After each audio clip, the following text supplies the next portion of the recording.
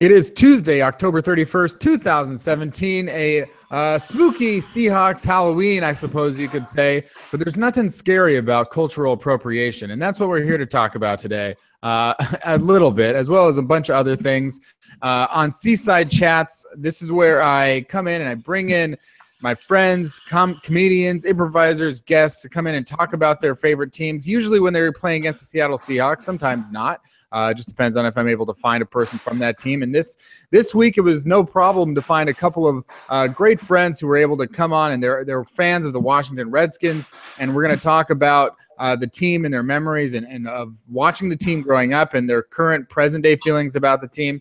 We're also going to talk about what it's like with all of the team name stuff that goes on and has been popping up even louder and louder over the last few years, and their feelings on it, because I always like to get people's general feelings, because I don't think on their own team, because I don't think that is something that we can all empathize with and cannot empathize with. And it's a case-by-case basis. And in this case, with Washington, it's something that we can get a first-hand account of from two different people. So I have Scott Thiede and Greg Giebel with me today to talk about it as well. So Scott, Greg, thank you both for being on the show today. Yeah, thanks for having us. Yeah, thanks. And that was Greg talking first, Scott talking second. But how, as far as whether or not we'll be able to catch that as we go along, I don't know. We're trying out a round table today, so that's what we'll find out. To give you guys, so let's start with you, Greg. We'll start. Can you tell me where you were born, and in relation to where that is in the Washington, D.C. area, and perhaps maybe an early memory you have of Washington's football team? Gotcha. Yeah, so I was born in Georgetown, which is in D.C. proper, fifth generation, so my whole family's from there. And then I was raised in Northern Virginia in Fairfax County until I was 10, and then I moved out to California. So I haven't technically lived there for like nearly 20 years, but we go back there all the time. And still a big fan of there, D.C. Go on. Oh, that's it. Oh, and I guess when you're a fifth generation DCite, does that mean that like your family is into politics? That's like my first thing would be like, oh, that many years. Is there any political history, or it's just like, no, that's just where we're from? Actually, there's like no actual politicians in my family or anything like that, but like we've had like family members be connected or stuff like that, or like I think who's it? One of my relatives is like buddies with Teddy Roosevelt back in the day. So oh wow. Stuff like that. And like my family, I guess my family born here, we have a block on the Washington Monument on the inside with our my grandmother's name, Doyle. Oh, whoa. Wow. Yeah, that's pretty cool. Yeah, the coolest thing actually is that this actually relates to the Redskins a little bit. My grandfather was at the game when Pearl Harbor occurred. Oh wow! So, oh, God. Yeah, he was telling me a story that like, and I looked it up too. It happened. So I guess during the game they started doing announcements over the loudspeaker, asking for certain like military members or government officials to come to a room, but they wouldn't exactly tell people what happened. So they didn't actually announce that Pearl Harbor occurred. People just kept getting these like ominous callings to come to a room, and then at the end of the game, everyone found out like, oh, Pearl Harbor occurred, and my grandfather was like I think 14 at the time. Wow. Wow. It's crazy also to just remember that there were times before everyone got news immediately at the same time. Yeah, it's kind of absurd. Like, and also, like, I guess I was looking it up. The Redskins got blasted for not telling people what happened. So that's like they've always been, I guess, just like a poorly managed team, even back 80 years ago. Oh boy. Dan Snyder, 1942. Okay, well, there you go, Georgetown. Greg, Scott, same question. Where were you born in relation to D.C.? How long did you live in the area? Any early memories you have of Washington? I was also born in Georgetown at Sibley Hospital, and which is D.C. proper. And then I was raised in Bethesda, Maryland, which is like right on the Northwest DC district line. And I lived there until after college, when I moved here to California. I went to high school on Capitol Hill, which was kind of cool. That was like one of my first times really exposed to all the government buildings and the monuments and stuff. Because even though you live right there, you don't go downtown too often. Mm-hmm. And similarly to Greg, no one in my family directly is involved in politics, like working for the government. My family moved there because the Marriott headquarters is in Bethesda, and my mom works for Marriott International. So that's sort of how we ended up in that area. Yeah, my earliest memory of the Redskins is I went to a game with my family when I was like 6 or 7 years old at FedEx Field, but it was like pouring rain and super cold, and I just remember having the worst time. FedEx Field sucks. It's the worst field. Yeah, well, also, as like a 7-year-old, just like who like has attention problems, like watching a really long football game in the cold rain next to his grandmother is just like, I don't know. It wasn't fun. But I do have a soft spot in my heart for the Redskins. I do love them, even though they're idiots. I mean, if you were born in Bethesda, Maryland, and this is coming from a guy who has no idea about the geography of that part of what's it called? The East something? The Mid-Atlantic? Mid-Atlantic region. Are you closer to like the actual physically, geographically closer to like FedEx Field, the Washington Redskins, than you are to the Baltimore Ravens? Yes, by a lot. Like, okay. Bethesda basically is, I mean, it's like right on the district line. So the district is like an 8 square mile square that's like turned on its head to look like a diamond. And Bethesda sits like right on that top left line. And FedEx Field is like 20-30 minutes away. But the Ravens are up in Baltimore, which is like an hour-ish away. So another world. Whole nother world.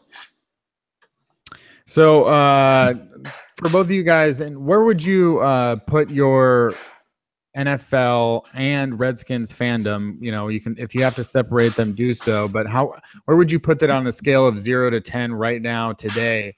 And any answer is fine. It's perfectly okay. It can be a 1. It can be a 10. But in terms of like, the NFL, and there's a lot of reasons that people have now for maybe tuning down their appreciation of the NFL, and with the Redskins as a football team, from diehard to casual to bandwagon. Where would you rank your fandom right now, starting with Greg? I'd say like a 6, because I do like the NFL. There's so many problems with it. It does, I feel like as you get harder, it's harder to like, as you get older, it's harder to like be a diehard, because you start realizing this stuff, like with the CTE, just like the brutal punishment these players go through. It's a struggle to like watch a game. Like, I remember as a kid, like you get amped up when you see a huge hit, and now you're like, oh, that guy is gonna have issues later on in life. Mm-hmm. But yeah, 6. I still follow the Redskins. Anytime I watch their game, I'm expecting something bad to happen. So like I try not to get too invested. But yeah, 6. Yeah, Scott. I'd probably have to say maybe like a 2. Yeah. Because first of all, like I think at my peak it was like a 6. Just because I was never the most into like the top 3 sports like baseball, basketball, and football. I was always more of a fan of like the Olympic sports because I personally was a competitive swimmer for so long. So that's where a lot of my athletics focus was.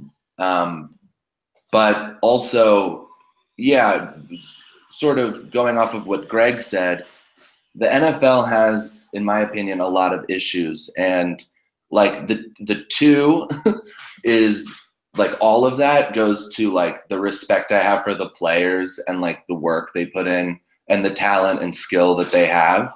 And then like the -8 from the rest of the 10 is like how I think the fans of the organization are, how I think team owners are, and the whole mentality of like basically like, I don't know, I feel like they treat the players instead of like autonomous athletes, they treat them like chess pieces. And like even with and I play fantasy football mostly because I love numbers games. But I think like with that being more popular than ever, fantasy, they try to manipulate the players like even further so that fantasy is like a whole nother industry instead of just like watching the games on TV. And I'm not the biggest fan of that kind of control over these players. Well, Scott, and to that point as well, like since you mentioned your swimming background, can you sort of first give a little context on your history with swimming in the Olympics, and then also like as far as I don't know if I guess the Olympic Committee is like a league of sorts, so like how you would compare the treatment of Olympic athletes in America to the treatment of athletes say in the NFL. Sure. So my experience with swimming is I started competitively swimming when I was 5, and I got really serious into it in the beginning of high school, and I went on to swim NCAA Division I in college for all 4 years. In 2012, I was gunning for a spot at the Olympic trials meet for the United States. And they base that off of qualifying times. And I like just missed it by less than half a second. And I mean, even if I competed in the trials, I wouldn't have made the Olympics anyway. But so I just say that to kind of show like how deep into it I was. Right.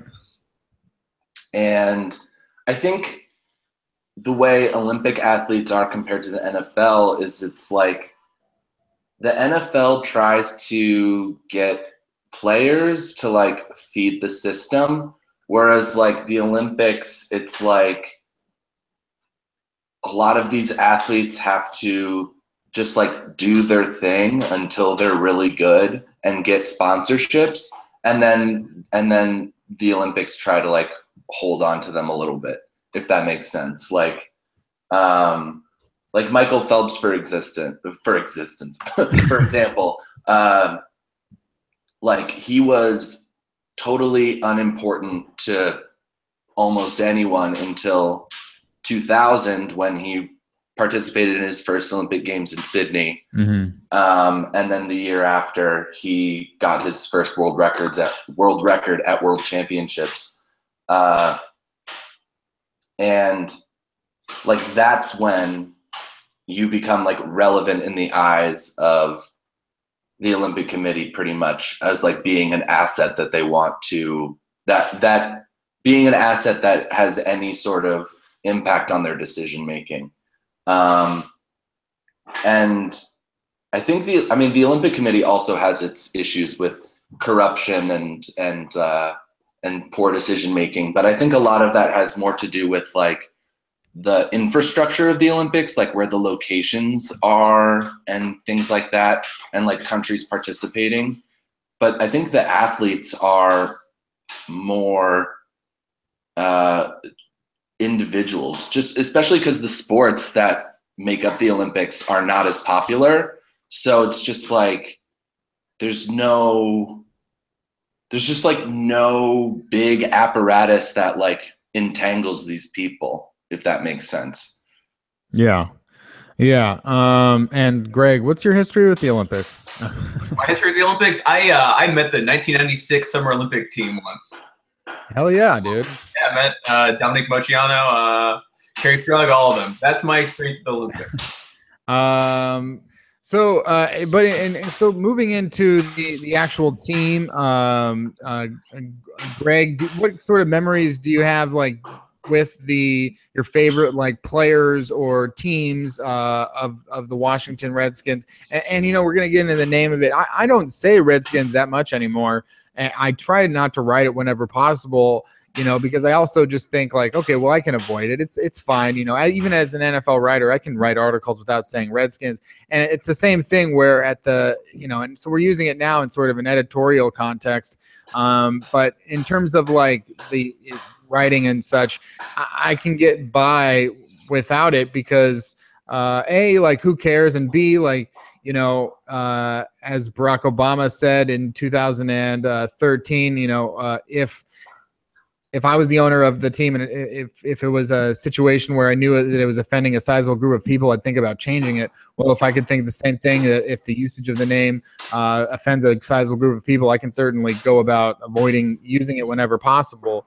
But in terms of growing up within the Washington, D.C. area and with the team, like, do you have any – the funny thing about this whole situation is the more that you read on it, it goes back – decades. And this, you know, there were times in the 70s where there were sizable protests, and you know, that was before any of us were born. And still now, you know, I'm now 34, so it's still like a top issue where, you know, people are still talking about it. It doesn't seem that change is happening. And do you have any memories as a kid or growing up as a teenager in your 20s, obviously in your 20s, but of this being an issue, or is it just like, no, they're the Redskins and that's fine? As a kid, I don't.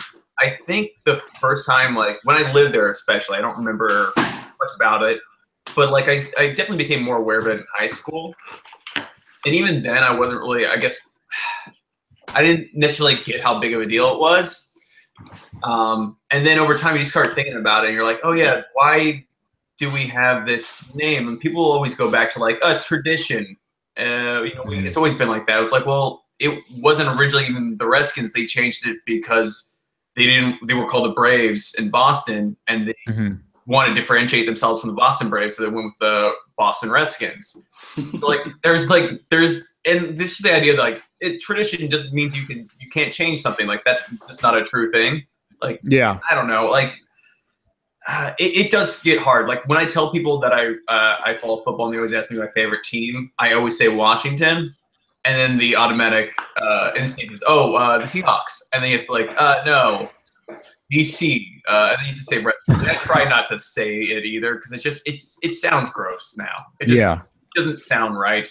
The word itself is literally Redskins. It's just, obviously it's offensive. Yeah. But yeah, I growing up, like I went to the first game at FedEx Field. And that was cool, but it was also terrible just because just like even then I could tell like Dan Schneider, he was like, I think his first or second year of owning the team, he just didn't seem to care that much about the team. He cared more, I think, about just the fact of owning an NFL team. Like we were in like the nosebleed seats. My dad got these seats and it was cool. But behind us, even in worse seats, was Art Monk. And Art Monk and also Doug Williams had worse than us. And like you're like, okay, Dan Snyder did not seem to care about the history of the team at all. He just wanted the cachet of having an NFL team. Yeah. Yeah, that's interesting. And, you know, and we can definitely get into Dan Snyder and what kind of a person or owner he is. Yeah, it's not good. And yeah, as you talked about some of the history of the team, you know, I'm looking at the WashingtonPost.com and, you know, they go through the history of the team as well, or the team name. And the first unchallenged use of the word being from Chief Mosquito. So it says the first unchallenged use of the word redskin occurs when a British lieutenant colonel translates a letter from an Indian chief promising safe passage if the officer visited his tribe in the upper Mississippi Valley. Quote, I shall be pleased to have you come to speak to me yourself if you pity our women and our children. And if any redskins do you harm, I shall be able to look out for you even at the peril of my life, according to a 2005 study. And then, it's the usage of the word sometimes even then would be used in a term of not in the opposite of endearment, and like it's a slur. Like right there, like it's always been a slur.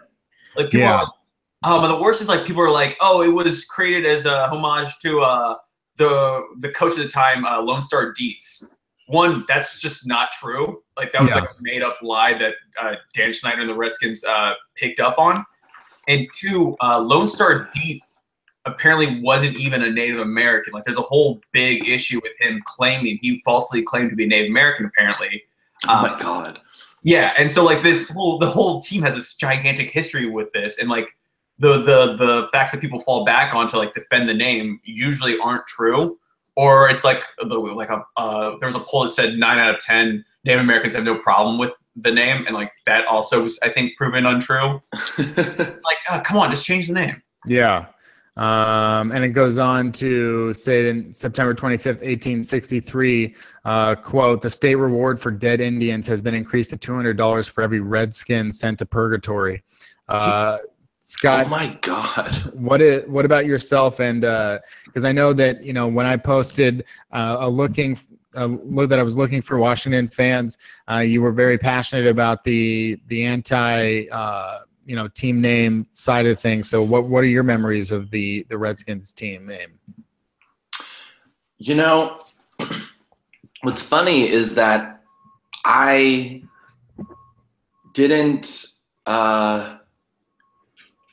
notice any controversy around it until this started to surface in like the mid-aughts, like 2010, around when like it became a revived topic of discussion in the sports world. And I think that in and of itself is illustrative of the culture surrounding the name in DC.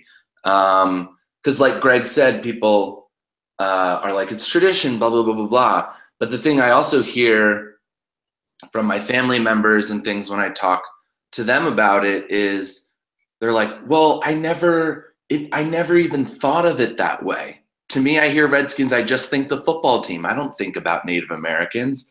And like, that's a huge issue in of itself. Yeah. Well, yeah. And that's like an issue too. It's like, okay, fine. Maybe you're not thinking of it in a racist way, but then not thinking about the people it's based off of at all is like offensive in a different way. And actually I'm going to try to not say the word offensive. I'm going to say disrespectful, because I don't think that, because like, I don't know, I'm a semantics person. But yeah, I always remember loving their logo. Cause for a lot of my life, you know how like kids, I feel like especially young boys, like pick a period in history and like really love it, like Wild West or like medieval times or whatever. I loved like Native American history as a kid.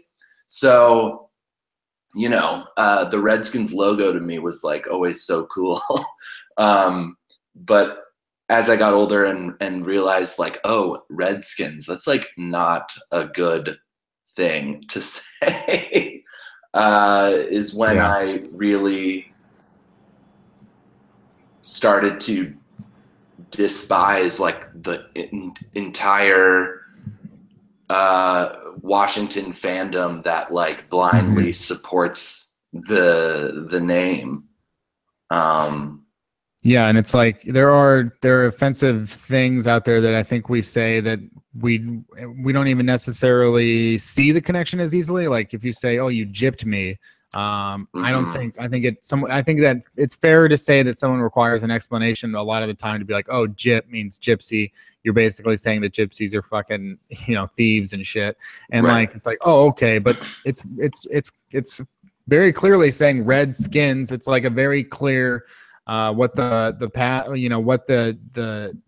mention is here of them, and it goes beyond just cultural appropriation, and just it's very obvious. You're like, and you're like, it's so like it's just two words put together, slammed together. Like there's no hidden meaning behind it, and you're referring to someone's skin color. Well, and Greg, tell me if you have a similar experience. But growing up, I remember there being more name controversy around the NBA team's name than the Redskins' name. Because growing up, the Washington Wizards used to be the Washington Bullets. Mm-hmm. And they decided to change the name because they felt like it was, not very flattering and also offensive to the people that died. Because at the time, Washington, D.C. was like the murder capital of America, as well as like the regular capital of America. And there was like tons of gun violence in the late 80s and throughout the 90s due to the crack epidemic and the war on drugs, etc. And I just remember that being a big deal, the change from Bullets to Wizards. And that was a huge deal. I mean, personally, I think like that's the worst team name in all of sports, the Wizards.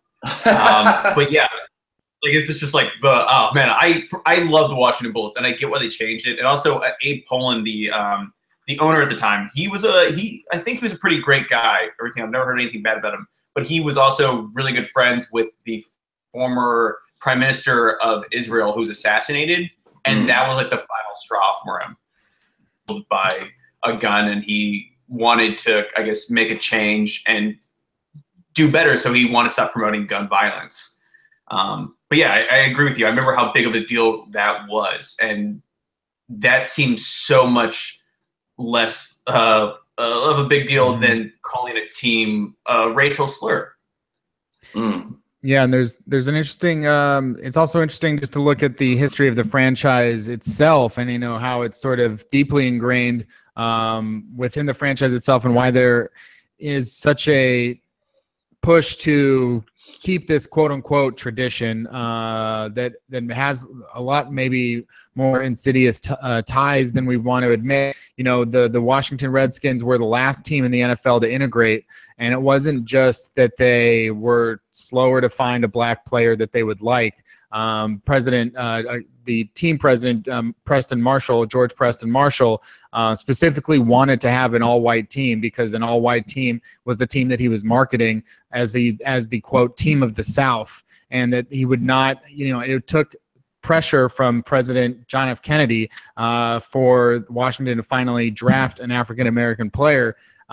He was basically selling a racist team and didn't want to change that, and thought it was bullshit that he would have to go against, finding himself, being anything other than an all-white team, and that he was allowed to, in his opinion, basically build a team based on racial ties. And, the Washington Post, referred in print to the Redskins color as, quote, burgundy, gold, and Caucasian. And that, at least Jim Brown integrated the Redskins end zone 3 times yesterday. So there was a lot of being made of Washington being racist, the team being, having a racist owner and pushing racist ideologies, even as back as far as the 60s.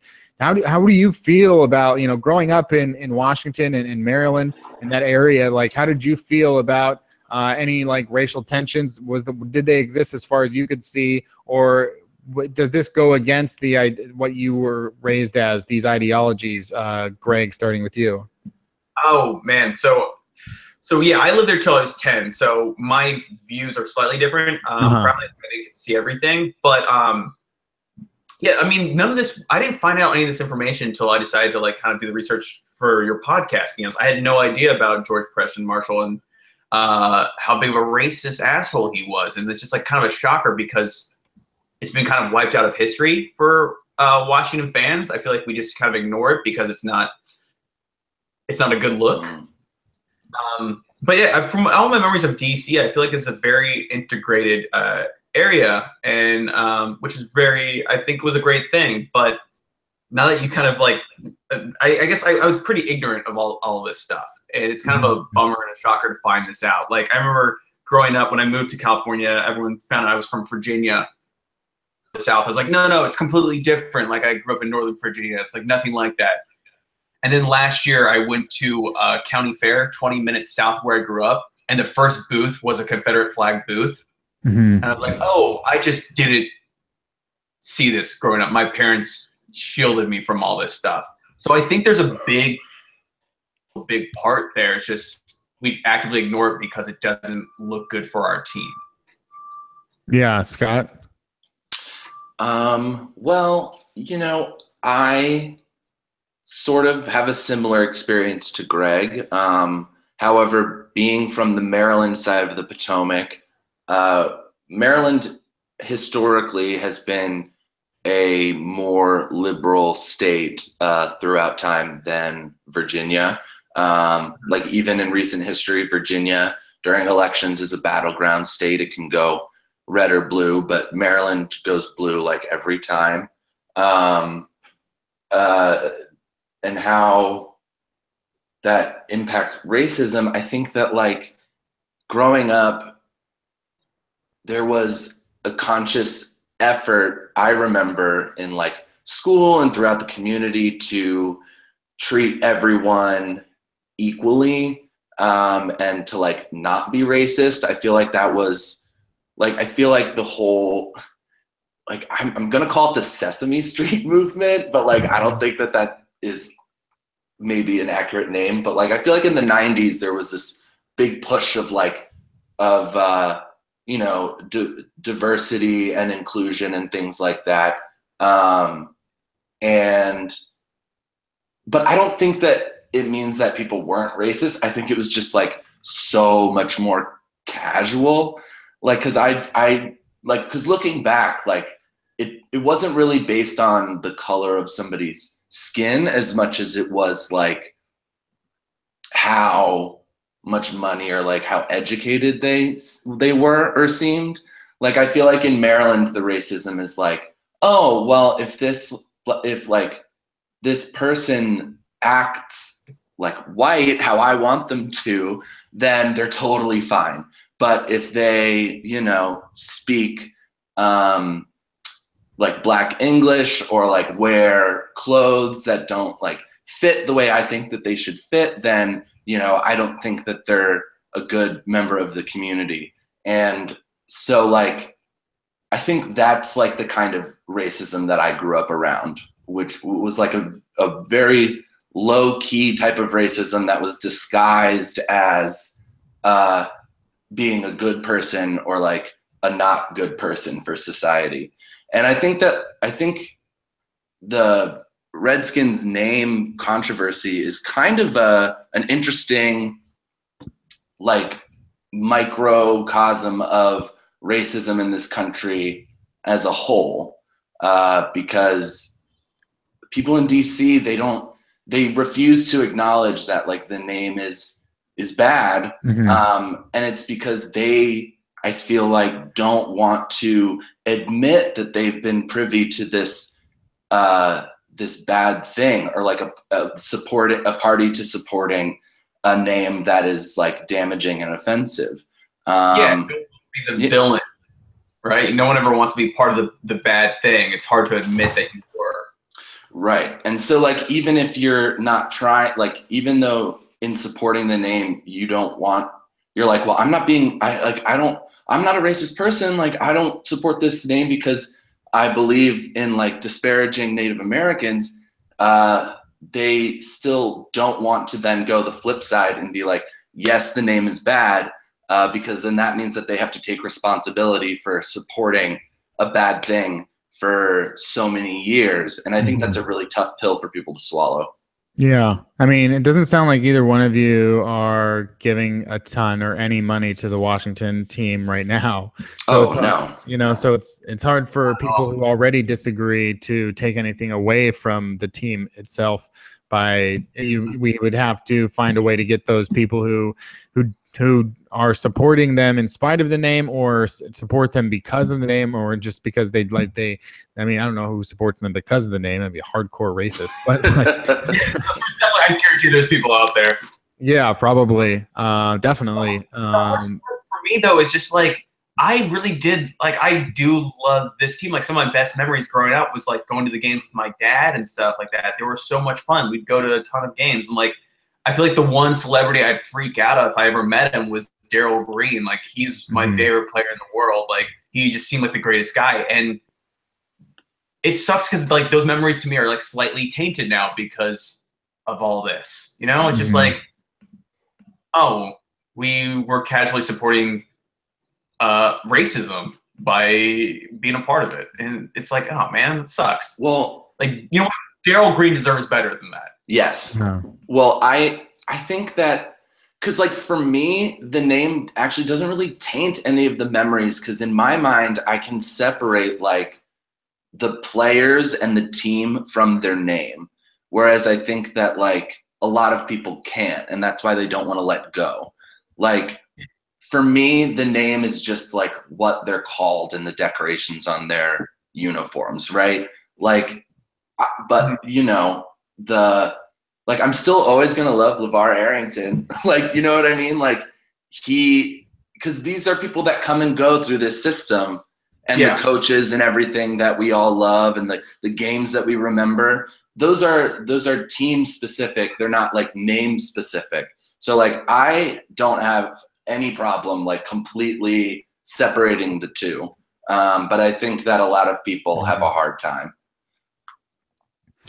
I mean, do you guys have any thoughts in terms of, because I said before that it goes beyond cultural appropriation, but do you think, and this is just your personal opinion, it's, no one's, claiming to be an expert here, especially, we are, for I believe, 3 white guys of German ancestry. So, but I am an expert, so. Okay. Well, there we go. We got one expert, but in terms of like names like the Kansas City Chiefs, the Cleveland Indians, the Atlanta Braves, do you think that you also have a problem with names like that? I mean, my biggest problem is with what's the logo for the Cleveland Indians name? Chief Wahoo, right? Yeah. Oh my God. Yeah. I mean, I gotta say that is the worst logo, right? It's a caricature and it's terrible. Like it's so over the top with the way it looks, and like I can't believe that's still around, to be honest with you. So yeah, I think I do. It depends. I feel like with people say like with the Redskins, the name is honoring the culture, and I disagree with that. Clearly, it's not. So I think if it's done in a respectful manner, maybe, but it's also hard because Native Americans have been so mistreated the entire history of America. So I don't know if you can actually have a team name that would even reference them and it not come across as cruel or misguided because of our treatment of an entire culture and people. Yeah. I kind of disagree a little bit. Like I'm not a fan of the names of the teams that you mentioned, Kenny, but I think that the more specific the references, especially if it's to like a particular geographical area where that particular group of people was a big part of the history of the land or whatever, I can see it as it being sort of a way of sort of memorializing like the people that we like sort of took the place from. Not like as like the most mild form of retribution. So if it's like specific to like a tribe that was there and the team is works to be like, this is what the tribe was, this is blah, blah, blah, blah, blah. I think that's, possibly great. I don't know if I'm misguided in believing that, but I think like general terms like the Indians or the Braves, whatever, I think that is more adorning the culture as like, something exotic and like adventurous is like a cool team name. Yeah. But I think if you like take it as like part of the identity of where this team is from, and really try to be specific to what you're quote unquote honoring, if that's going to be your excuse behind trying to use that name, then I think that, maybe we're heading down a path towards something that's acceptable. Yeah, I agree. That definitely makes sense a little bit. Because there's more, it seems like there's more care to it. Whereas a lot of these teams' names, there's no care to it. There's no, like, I don't see Dan Snyder or the owner of the Cleveland Indians getting into like a nice dialogue with Native American leaders. Oh, it's no, not like of course that. not. Of course not. It's very confrontational anytime this comes up. Like, they don't want to hear the other side. And also, if we're being completely honest, Dan Snyder isn't changing the name because it's more to his bottom line to keep the name than it is to change it. Yeah. That's to me like the grossest thing. He's not even a true believer. Is that true? I think so. Like, that's why he's so stubborn about it, is because the Redskins are, I think, one of the top teams financially. And so I know there's going to be he's afraid of a lot of pushback with changing the name. He was also one of the biggest proponents right now against kneeling. It was him and Jerry Jones in that meeting, and it came out that basically Dan Snyder was just extremely worried about his bottom line as opposed to the actual stance about kneeling and what it means. Yeah, I mean, I don't doubt that he's out there for his bottom line, but I'm just wondering, like, you change the team name and the logo and stuff, isn't that going to be a whole bunch of new merch sales? I mean, it might take like a couple years, but for people to like get used to that, but it seems like almost an opportunity to me. There could be, but there's just so much, people associate so much value to that name. Like, you know how anytime a business tries to change its name, that there is some difficulty to, because a connection to it. Mm. And if you change it, there might not be that connection. That's what they fear, I think. It's also just, but and in the same, on that, same token, it's not, I mean, I think the Wizards are getting by just fine, with their name. And I know I'm not presenting necessarily like a devil's advocate's approach, because I know you're saying, I do agree that there's probably more value in keeping the name, definitely. But I for most of us, I feel like, okay, well, they're just the Wizards. We don't think about the Bullets. The Sonics are gone. Now they're the Thunder. The Pelicans now exist. Like, teams change their names from time to time. And it's interesting just to think that when they made that change in 1933 from Braves to Redskins, I mean, there were only 4 years. They only did that because they didn't want to be two Boston Braves, and they were only 4 years away from moving to Washington. So that's how close they were to never being the Redskins. Although maybe they would have stayed as the Braves. And again, that's a less controversial name for sure. But it's also like when I'm looking at a map now of the concentration of Native Americans in the United States, and it's like they're all in the Midwest or the Northwest or Alaska.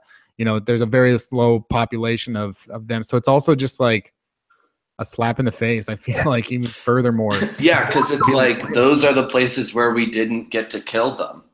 Yeah, as much. Watching a game with the fans, it's all people like us. It's all just white dudes, right? Like, there's clearly no connection to Native Americans at all. Like, it just. Well, what I like to proposition people who defend the name Redskins, I'm like, well, would you like it if they were called the Washington Negroes? You know what I mean? It's like, and they're like, blah, it's different. I'm like, it's not. It's literally not different. It's only different because they have no personal connection to anyone who's Native American, so they can't do it on that level. And it's not. You're right. There's no difference in it. And then the thing that's just such a bummer about it is that there's no reason to keep it. There just isn't. It's not even a good name. Let's be honest. It's just a terrible name. Yeah. It's gross. It sucks because any conversation you have about the team automatically goes to this. Like, I mean, if at some point people in America just went around calling black people black skins. I mean, that's what we're doing. That's what it is to some degree. It's just like, well, you have people who will then compare it, like, well, what about the Minnesota Vikings? What is that offensive? It's like, no, not really, because one, that's actually connected to that area. There is a culture there, and also Vikings isn't a racial slur. It's not. Right, and there's no history of mistreatment of Vikings as far as I'm aware of, or at least certainly not on the scale in this country that has been propagated against African Americans and Native Americans. I mean, those two people, I mean, have just had nothing but suffering on this in this country since 1492, let's say. So, you know, it's like there's a whole bunch loaded behind this that people, I think, are unwilling to acknowledge. Yeah. Yeah, and I think, go ahead. Oh yeah, just based upon when the Redskins came about, it was like the 1920s with the Braves and then 1930s with the Redskins. I feel like, and this is just me kind of hypothesizing here, but like I feel like that's just connected to like the popularity of westerns in a way, like in film and just that genre, and so that's where the team name comes from, because the name Redskins doesn't connect to any tribe from that area, right? It just doesn't. Mm-hmm. So I feel like it was just like a random name that they picked because it was going to be popular. I don't think there's any deep meaning behind the team name at all. Right. Yeah, and it's just I mean it's just again, I'm not an expert. Scott is an expert. Greg is on the fence about being an expert. But I think it's also like Scott, like you mentioned. I mean, there doesn't feel like you don't want to. I'm not going to compare historically which ethnic group has historically the most difficult history, you know. But I mean, Native Americans, it's just like they were here, they were living here. White people came over, killed most of them, took the land. It's pretty fucked up. You know, probably such an abused group of people. There's only now down to 3 million in the United States, which is 1% of the population. And you know they're basically, it's like, well, you get these reservations and some money and you can have casinos and stuff, and it's like, and we'll name a team after a slur for you. Like that's what we did. We forced them to move away, and then we just put a team down with a name that's a defamation to them. And then that reservation we gave you, we're gonna come back years later and build an oil pipeline through. Sorry, bye. Yeah, and. Still to this day, I mean, you know, some people would call Jim Thorpe the greatest athlete of all time, you know, one of the greatest football players of all time, and a Native American himself, you know, that went through a lot of this stuff. I mean, Native American, it's funny. I mean, I guess Jim Thorpe, and I'm just looking at some of the stuff here, you know, he played for and coached the Cleveland Indians and the Oorang Indians. So himself, you know, as the greatest athlete of all time, also playing for teams that appropriated his people's own heritage for the benefit of you know, profit. Like you said, like, oh, these are cool names. So it's like, yeah, we get a profit off of you some more after already having taken the land. And the worst part about this is, like, with the Redskins especially, there's such great history with the actual team and the players. Mm-hmm. I feel like it automatically gets overshadowed. Like, I would love to talk about John Riggins and, like, Darryl Green, Art Monk, Mark Rippon, all these guys, but, like, you just can't, because this comes first, clearly. And, like, all these great players who came from this team are kind of like, just are overshadowed by this controversy that shouldn't be a controversy. It should just be a fact that this team should change its name. Yeah. Greg, I feel like the strong history of the Redskins has always been overshadowed by something.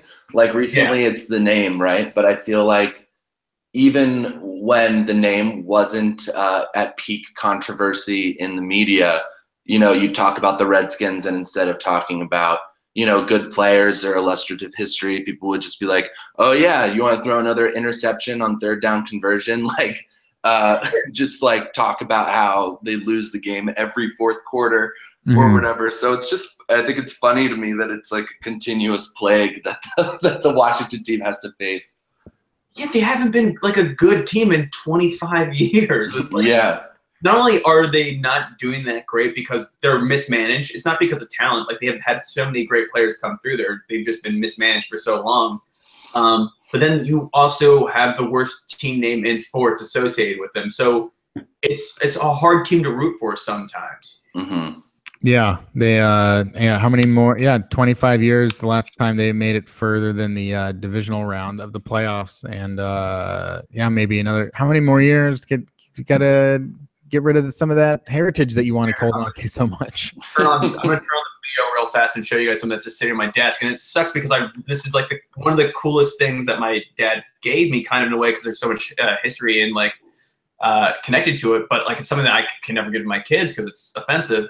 Is you can see it right there. 1 second. It's this Washington Redskins 1987 NFC Champions mug, and so I've had this for years. And to me, it's like, wow, this is really cool. But then you look at it, you're like, oh, this is tainted. Yeah. So like, I was like, oh, like that's what's like bums. Like I would love to share the Redskins with my kids later on because it's a team that I care passionately about, and it was like some of my best memories with my dad. But if they don't change their name, it's a hard team to root for. It's a hard team to like pass that down. So I guess final thoughts on this topic. You know, with where you're at right now, obviously, Greg, you're a 6, and Scott, you're a 2 on that ranking. You know, with the the feelings of the team name and just wanting to maybe get Dan Snyder out of there, like. How happy would you be with the Redskins winning a Super Bowl this year? Honestly, also like in that same context, Greg. Probably 7. Like I would be excited, but like I've been an apathetic kind of like fan towards them a little bit, like celebrating their stuff for a while. Mm-hmm. It'd be great because like once again, I love all the players with the team. Like I think they're all fantastic. I'm they're great. They all seem just like great guys. So I would love the victory for them. For Dan Snyder, I would hate it. Like I don't want him to be justified at all because he's just been such like a terrible leader of that organization, and he refuses to acknowledge it. He usually passes the buck and blames everyone. Like we haven't even gotten started like how they treated the general manager last year by blatantly calling him an alcoholic in the press in order to destroy his credibility. Like stuff like that. Like that's terrible. So for the players, I'd be a 10. Dan Snyder would be at 0, so I'd go for a 7. Scott? Well, this might surprise you based on my earlier 2, but I would say 10. And the reason why is because I think, A, it would be so startling to everybody if the Redskins did win the Super Bowl. And because of that, and also just the national prominence that comes with winning such a big title, I think that it would put them in the spotlight and put a lot of pressure on the team to make some changes. I think that there's a chance that it could go the other way of like, oh, well, they just won, so like clearly something's working, like as if that logic really makes sense. But I think that especially the way things are right now with how, if something gets a lot of attention and it's not good, then it kind of is, at this point in time with social media, et cetera, is like sort of forced to change. So I would be really happy if they won the Super Bowl because I think that it would lead to, at the very least, like a bigger, more extensive conversation about this controversy. Yeah. Well, this has been a great discussion on the controversy itself, ending with a little bit of a what's it called? Rapid fire round here. I want to ask you guys some other questions outside of the team name itself, that just sort of things that I'm interested in. Obviously, Greg, and you mentioned that you lived there until you were 10. So, there's things that maybe your memories are just in those contexts, and Scott as well. Just what's your favorite thing about Washington, D.C. if for a person who's visiting the city, perhaps, or what's your favorite thing about Washington, D.C., Scott? I love the Potomac River and the national parks that run along it, particularly like the Billy Goat Trail on the Maryland side. It's absolutely gorgeous, and you're still a stone's throw away from downtown DC, but you feel like you're completely lost in nature. It's beautiful. I love it. I go there every time I go home. Oh yeah, Greg. I really love Georgetown. Just walking around that area, it's fantastic. It's so beautiful. There's a lot of like just one extremely old buildings that are so cool that they're still standing. Like we went by last time I was there. We went by the brownstone that my grandmother was born in 92 years ago. It's just existing, and the lady let my sister in to come check it out. And there's a cool canal system there that I had no idea about until I was like walking around. I was like, oh my God, there's just like so much history there, and it's just cool to be around. Yeah. If you have the memory of perhaps the answer to this, then great. But sometimes I talk to people and they're like, I haven't been there in so long. Greg, do you have any favorite spot to eat in Washington, D.C.? Ooh, you know what? I do not. I don't really. I'm not good with restaurants, but I will say my favorite food there, just in general with Maryland's crabs, of course. Like everyone loves crabs, right? They're Crabs. delicious. Mm-hmm. Scott? I do actually, and it's truly not like anything like culinarily special. But my favorite restaurant in DC is called Cactus Cantina. It's Nice. It's like right across the street from the National Cathedral, and I love it. It's a Tex-Mex restaurant. It's got the best queso and margaritas and fajitas I've ever had, and I go there with my friends and family every time I'm home, and I just always have the best time there. It's like it's a stalwart for me for sure. Real fast, I will say Yeah. the last time I went, the cool place, a good restaurant was Old Ebbitt Grill. I guess it's like one of the oldest restaurants in DC, and it's right there, pretty close to the White House, and it's fantastic. There's a lot of history to it. It's just really fascinating. What is your favorite movie set in Washington, D.C.? Now, obviously, with most cities that I ask this, there aren't a ton of there's only so many limited answers, or the ones that there are, they're varied. And it's funny because it's like the one I was thinking about this in the context of Washington, D.C. I mean, there are a ton of political movies, and almost all of them are going to take place in or around the White House. I'm sure there's plenty of examples outside, but so many political movies. So that's where my mind goes. But Scott, what is your favorite movie set in Washington, D.C. or in that area?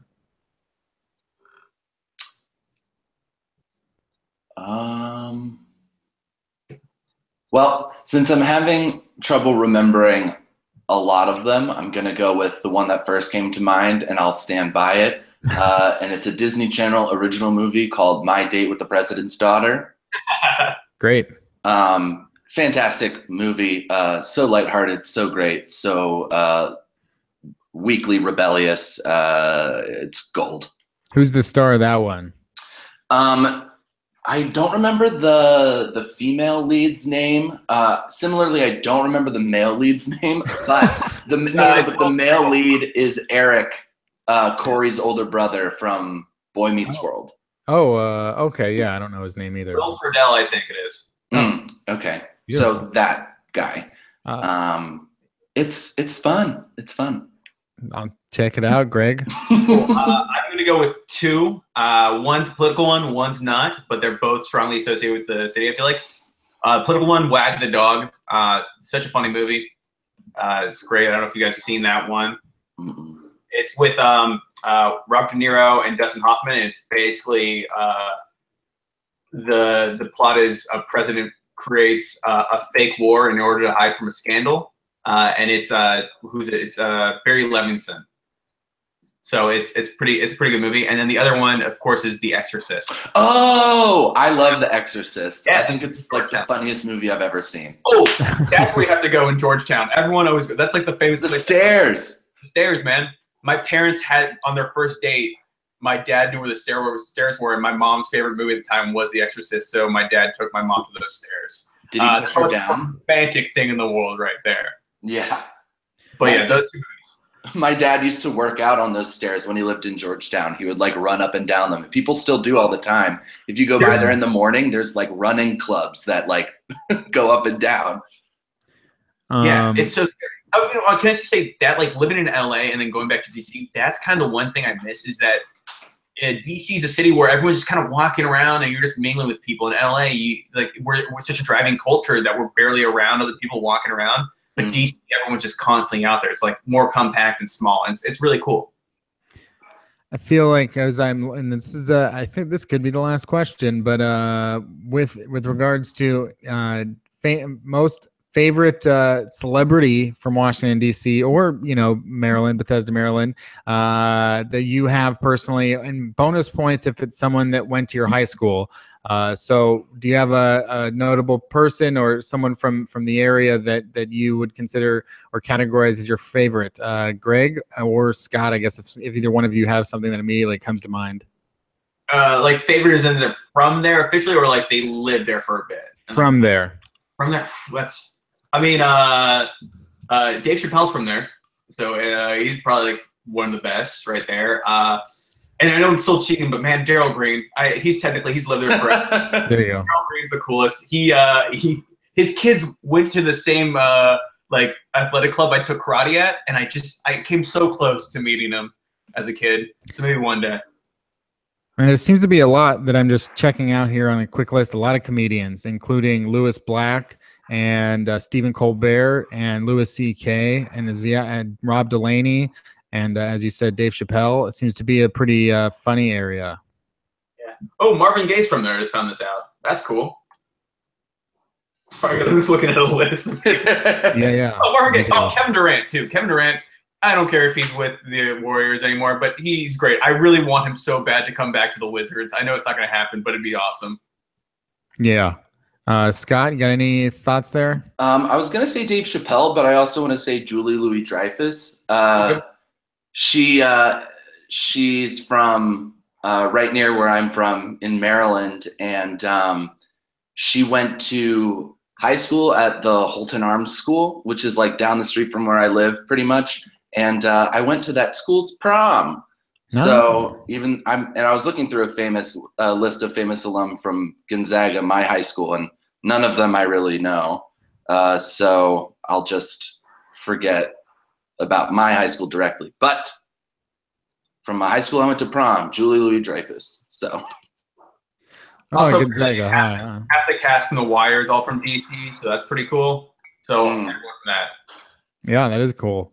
All right, well, guys, thanks again for coming on. Is there an Instagram or a Twitter or something like that you guys want to throw out and people can come tell you what they're angry about for you saying about their beloved Redskins? Scott? Oh man, yeah, come at me. Instagram and Twitter is the same, at SW Thiede, so that's at SWTHIEDE. Let me know everything you hate about me, and I will defend myself. Great. Greg? I don't have a Twitter, so don't worry about that. I'm sure you can find me online if you really want to. But I do want to say one of the things, like, I don't think we mentioned this yet, but like the fans for the team are so passionate and they care so much about the team that I really want them to be happy too. Like it's like a long-suffering fan base, and they deserve better too. This Washington D.C. as a city is great, and it gets railed upon all the time because that's where the government is. That's like the Redskins team name and stuff like that. But like this, and like they haven't been good at sport. We haven't won a championship in any sport in years, decades even. And so I'd love to see that city finally get some, because it is like a great town with a lot of great local people that I feel like gets a hard time for not all the best reasons. Yeah. Well, Greg Giebel, Scott Thiede, thank you so much for coming on and talking with me today about the Washington team name. This has been Seaside Chats with Kenneth Arthur. You can find us at fieldgoals.com or at fieldgoals on Twitter, and me at Kenneth Arthur S. So thanks for listening to Seaside Chats, and we will listen to me talk to, I don't know how to speak, but we'll talk to someone next time, and you'll listen to it hopefully or not, but subscribe.